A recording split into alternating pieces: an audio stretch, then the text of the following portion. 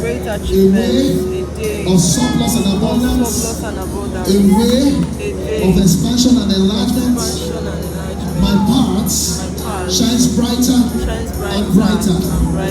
By the power of the Holy Spirit, I enjoy unlimited favor from within and abroad. In the name of In Jesus' name, restoration of honor, restoration of wealth, health, restoration of opportunities, restoration of possessions, restorations of blessings, all of these are mine.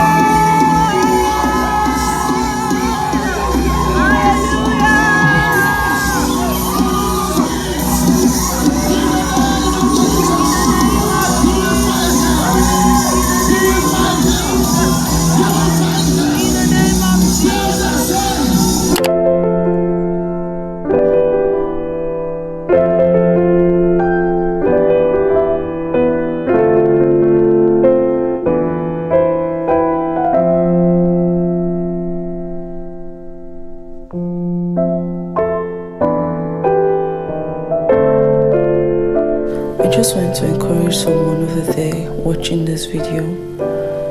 Do not put so much pressure on yourself. Just take it one day at a time.